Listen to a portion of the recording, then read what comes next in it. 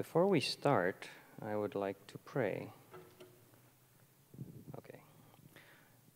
Dear Lord, who watches over me, thank you for allowing me to be here. And I understand that it is not in me or within me or from me, but through me that you will be speaking. So please, let's have a good time. Amen. So we talked about earlier this morning about what we're doing in Hollywood this month. And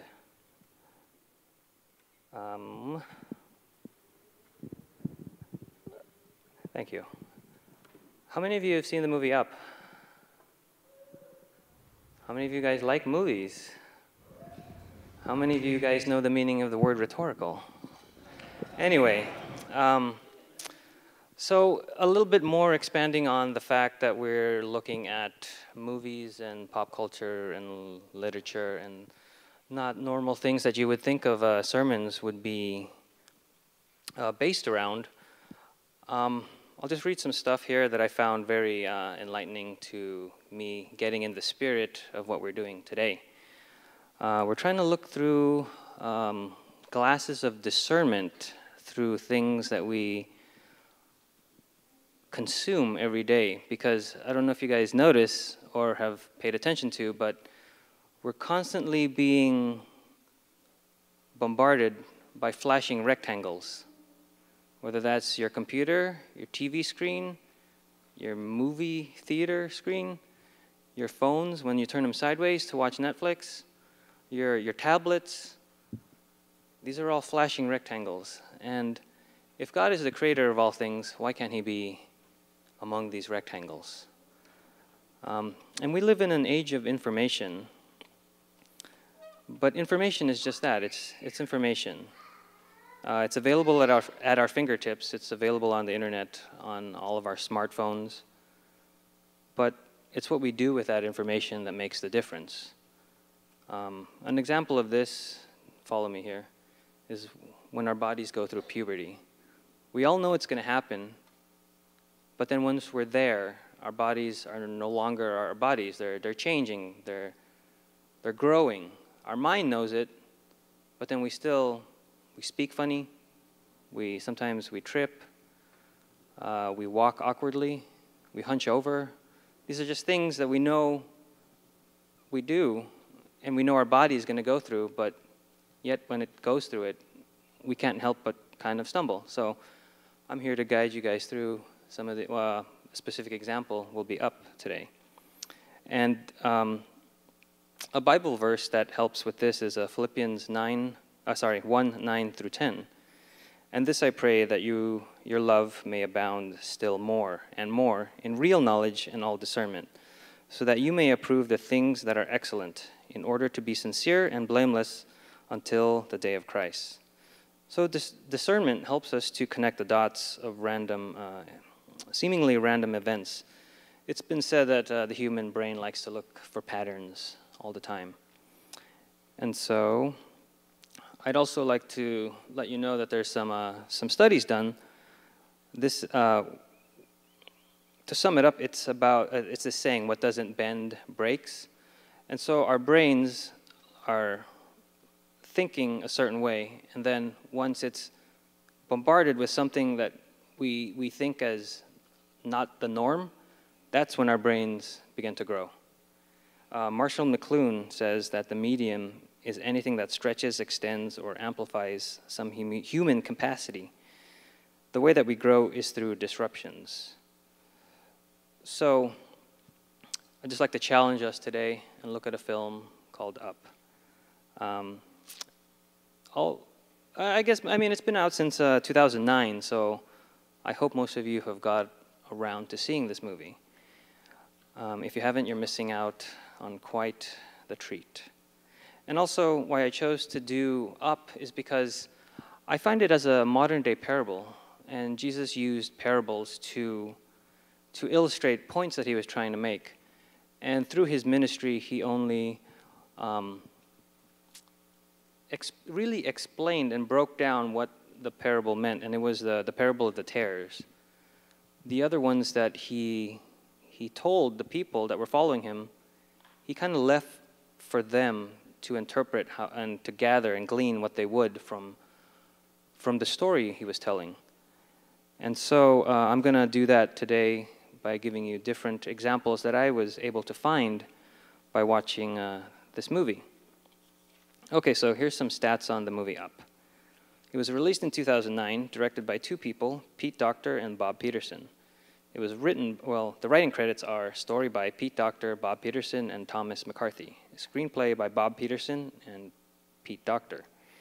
It was nominated for the Academy Award categories of Best Motion Picture, Best Writing, Best Achievement in Sound Editing, but then it won in Best Achievement in Music, Written for a Motion Picture, and Best Animated Feature Film. So this movie is kind of awesome.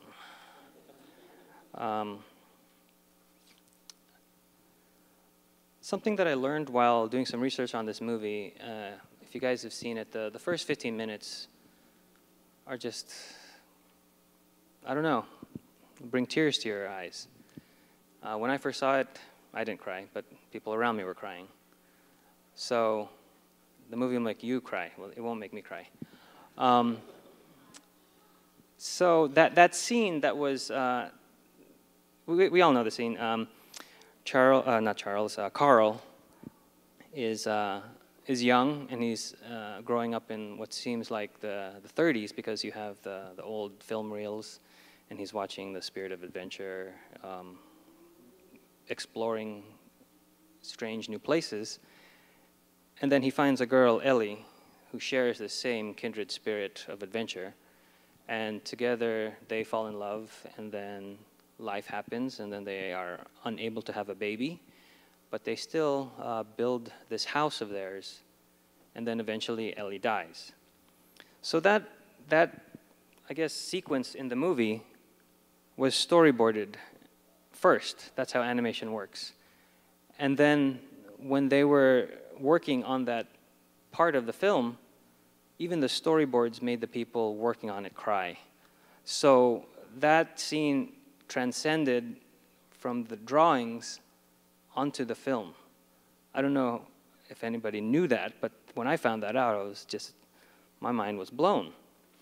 Some other trivia about the movie is that the villain in the movie is Charles Muntz, who's the explorer that Carl and Ellie idolize, but then when they find out, or when Carl meets him when he's older, he's turned into a bitter man who's focused on solely getting recognition for finding a rare bird. But Charles Muntz is named after Charles Mintz, who was in the past the Universal Pictures executive who stole Walt Disney's creation in Oswald the Lucky Rabbit in 1928. I don't know how many of you guys know that. So when that happened, Walt Disney was devastated, and that led him to create Mickey Mouse, which eclipsed Oswald's popularity. And so back to the movie now, and some more trivia. The destination of Carl and Ellie at the beginning of this film is a place in Venezuela. It's Paradise Falls is based on, I'm not going to say this right, Tepuis, Venezuela. So how you get there? Well, okay. Carl and Russell, Russell is the other main character in the movie. They live in the Bay Area, and they're going to travel all the way to Venezuela. So a flight I did this from here, from LAX to Ciudad Boulevard in Venezuela is about 10 hours. But in the course of the movie, we're there in seconds.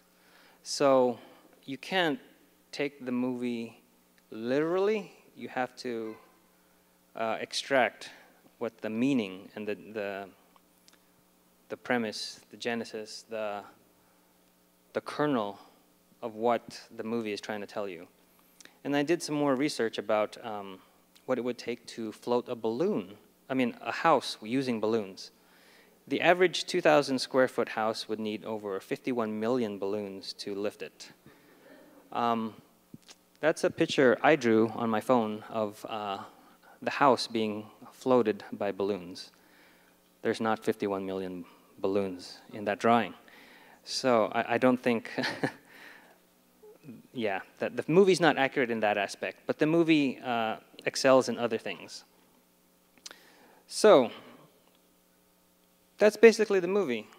Carl and Russell go on to Carl's house. They fly via house to Venezuela.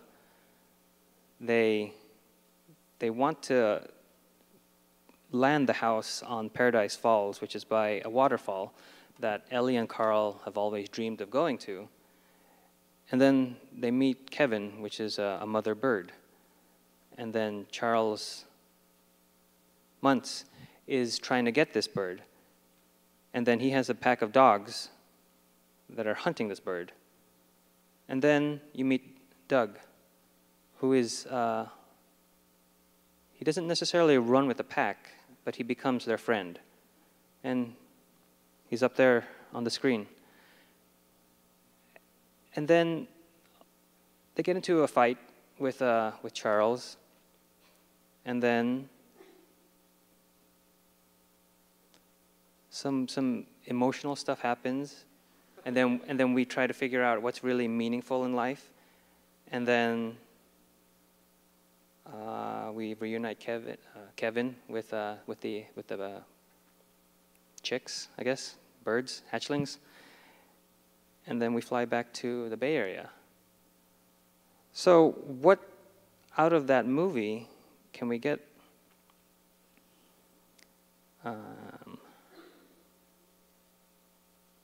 Well, I'd like to start with our main characters, Carl, Russell, and Doug. What do these characters have in common? They are all outcasts. They are, well, think about it. Carl is by himself. He's lost his wife. Russell doesn't have a dad. He just has a mom. He's by himself. And then Doug doesn't run with his pack. He's also by himself. So these are three outcasts banded together, and they create sort of a surrogate family while they journey through Paradise Falls. It reminds me of like the early church and how people just got together and ate and did things and talked. So that's one thing that I found out of this movie. Going deeper, we can look at Paradise Falls, the journey of Carl specifically is similar to Milton's Paradise Lost. This tells the story of Adam and Eve as they're casted out of paradise and must come to terms with life outside of Eden. Carl and Ellie dream of paradise but are left childless. Then Carl must come to terms to live life without Ellie. So in the beginning, Carl has kind of everything he wants, and then he realizes that it's not there, it's beyond his grasp. And so he has to learn to live without his Eden, his Garden of Eden. And then so we continue going into the story, and then if you know further on Milton's works, Paradise Regained tells the story of Jesus wandering through the wilderness and is tempted by Satan, then brought to the top of a mountain. So that's similar to how Carl is whisked away to Paradise Falls, where he wanted to set his house on the perfect spot, but then he's detracted and almost tempted by his childhood hero to just, they veer off of the course of laying the house on top of that waterfall. And so that's another way to look at that.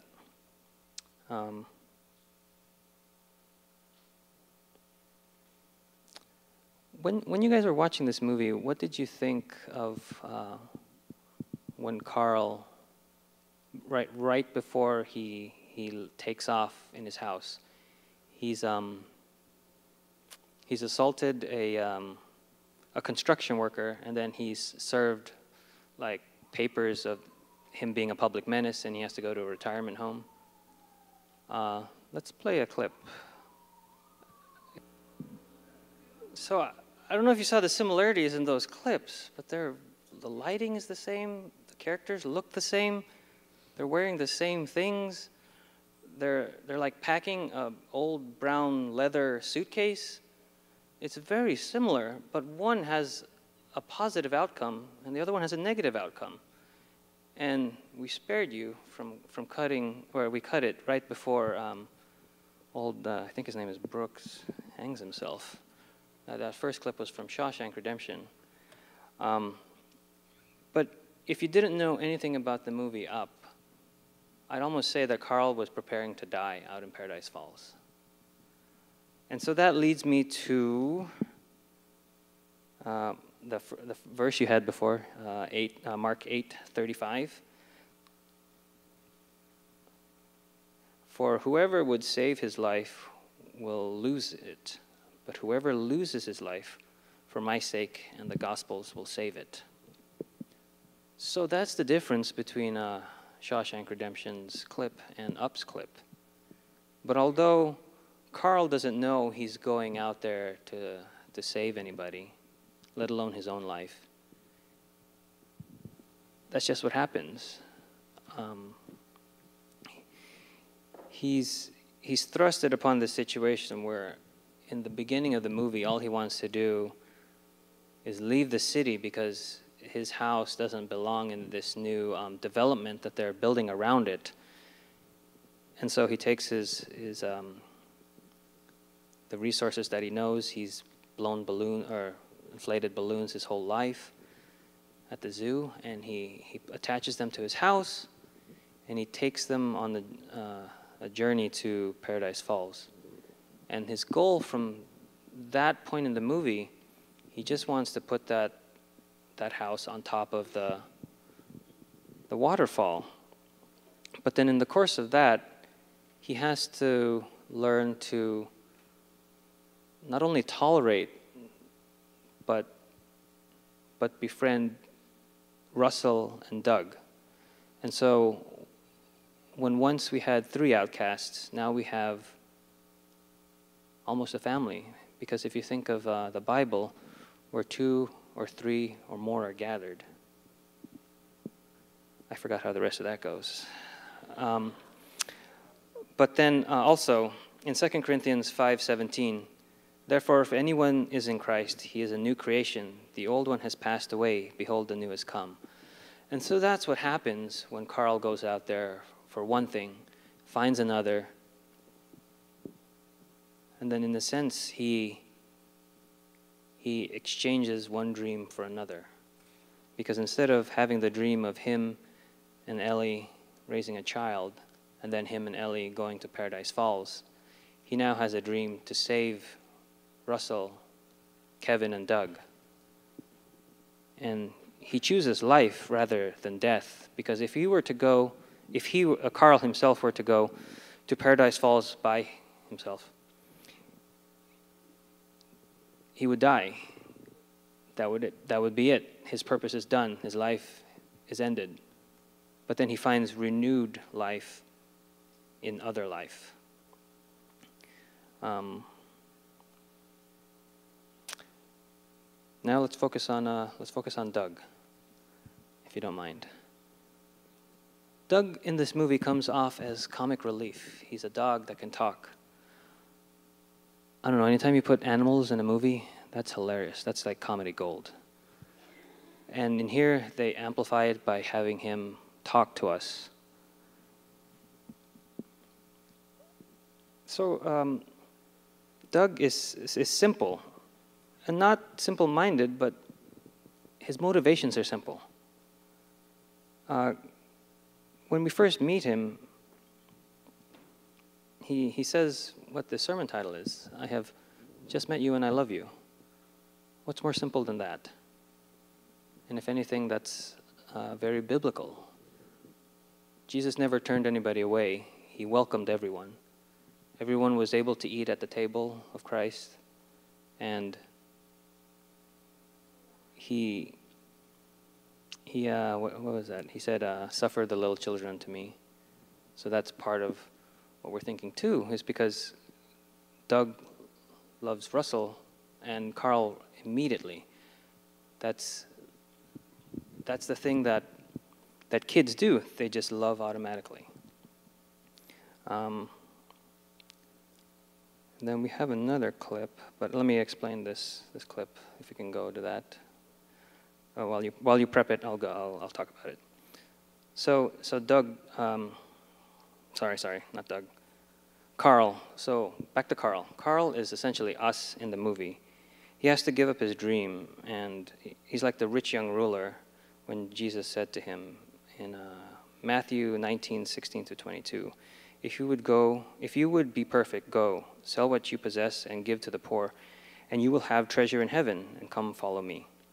When the young man heard this, he went away sorrowful, for he had great possessions. So in this clip here, Carl is getting rid of his physical possessions in order to find new life with Kevin, with Russell, and with Doug. So let's go ahead and play the clip. So in that clip, to me, that speaks of the rich young ruler. And Carl chooses to get rid of all his possessions in order to save Russell. And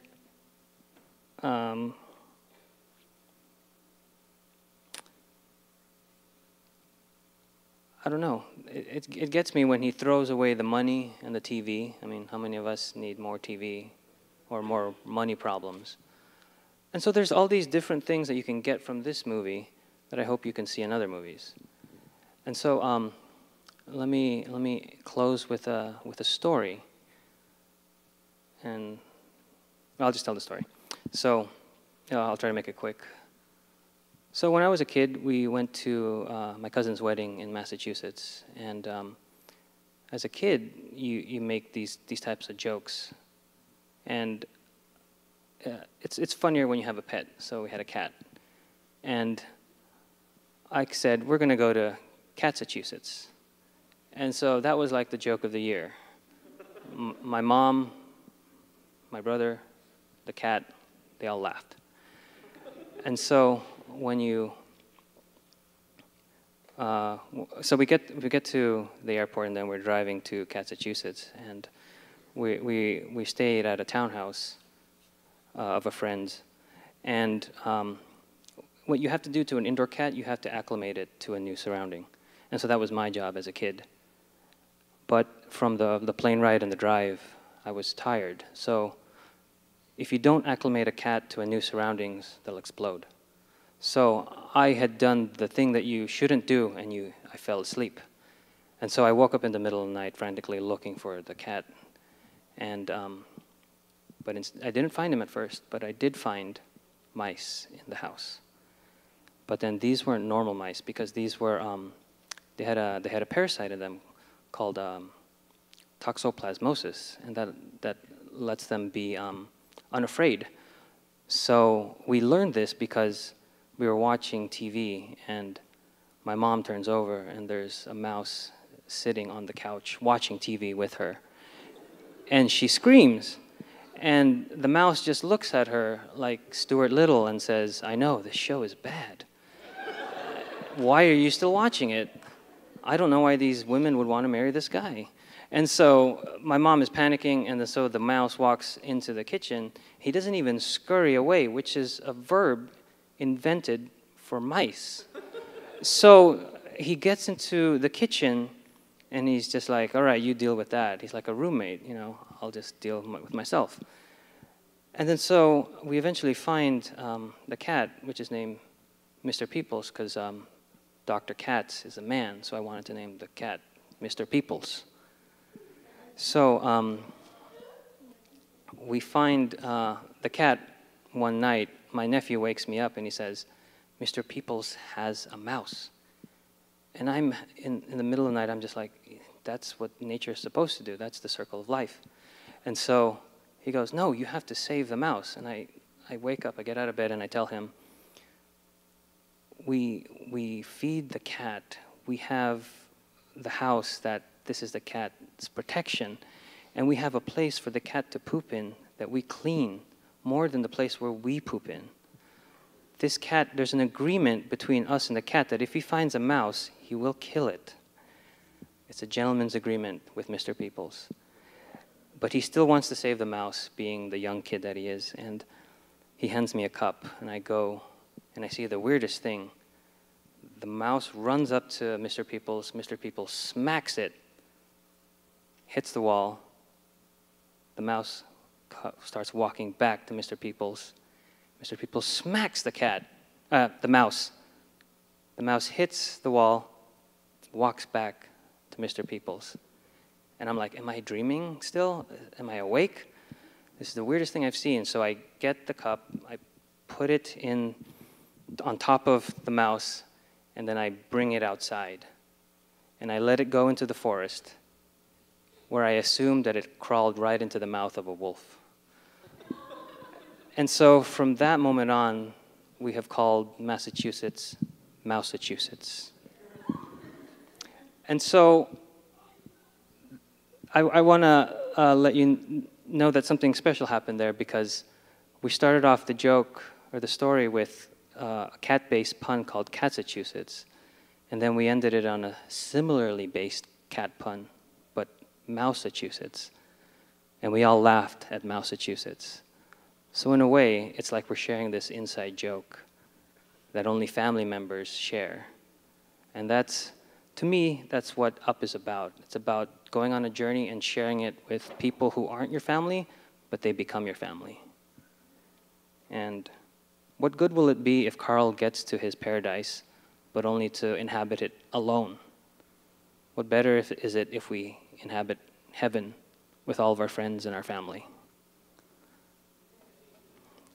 So, thank you, and I hope you had a good time.